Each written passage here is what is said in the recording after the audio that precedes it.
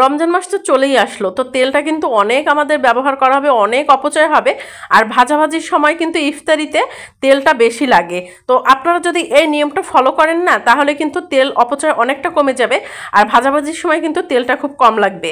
আর খেয়াল করবেন, আমরা বাঙালিরা কিন্তু ইফতারির টেবিলে ভাজা পোড়াটা বেশি পছন্দ করি, বিশেষ করে পেঁয়াজু, আলুর চপ, বেগুনি রেগুলারই থাকা চাই।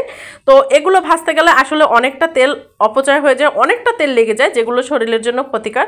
তো আপনারা এই নিয়মে হচ্ছে তেলটা যদি সুন্দর করে বানিয়ে রাখেন, তাহলে কিন্তু আপনারা যখন ভাজাভাজি করবেন ইফতারি, তখন কিন্তু দেখবেন তেলটা খুব কম খরচ হয়েছে। আলুর চপ বলেন, বেগুনি আর পেঁয়াজু হোক, কোনোটাই কিন্তু তেল বেশি শুষে নিতে পারবে না এই নিয়মটা যদি আপনারা ফলো করেন। একদিকে হচ্ছে ভাজা পোড়া ক্ষতিকর খাওয়া, তার মধ্যে হচ্ছে অতিরিক্ত তেল শুষে নেওয়া, দুটোই কিন্তু মানে শরীরের জন্য ক্ষতিকর। তো রোজার মধ্যে আরও বিশেষ করে ভাজা পোড়াটা কম খাওয়াটাই ভালো।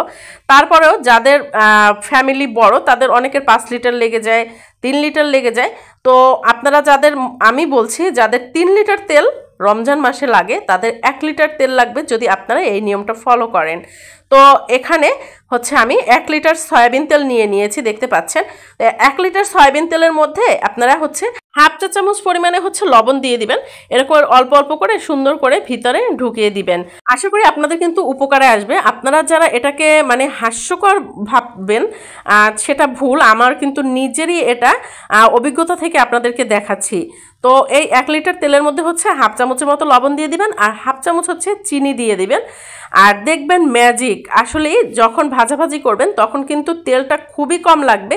খুবই কম লাগবে বলতে একেবারেই কম লাগবে। আপনার পাতিলের কড়াইতে কিন্তু যতটুকু তেল দিবেন ততটুকুই থেকে যাবে, তার মধ্যে হচ্ছে আপনার ভাজাভাজিও কমপ্লিট হয়ে যাবে।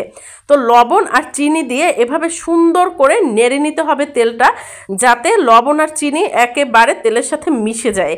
তো আপনারা ইফতারির আগে মনে করেন তেলটা এরকমের তৈরি করে রেখে দিতে পারেন, বা 2-3 দিন আগেও আপনারা তেলটা এরকমের সুন্দরভাবে তৈরি করে রেখে দিতে পারেন। আর তেলের মুখ খোলার সময় আমরা যে এই জিনিসটা পেয়ে থাকি, আমরা কিন্তু 100% মানুষই আমি বলবো, মানে 99%-এর বেশি মানুষ এটা খুলে ফেলে দেই। তো এটা ফেলে না দিয়ে যদি আপনারা এভাবে করে মধ্যে দেন, তাহলে দেখবেন এই যে দামি দামি যে অয়েল পট, সেই অয়েল পটের মতোই কিন্তু চিকনভাবে তেলটা পড়বে, একেবারে ঝুপঝুপ করে পড়ে যাবে না।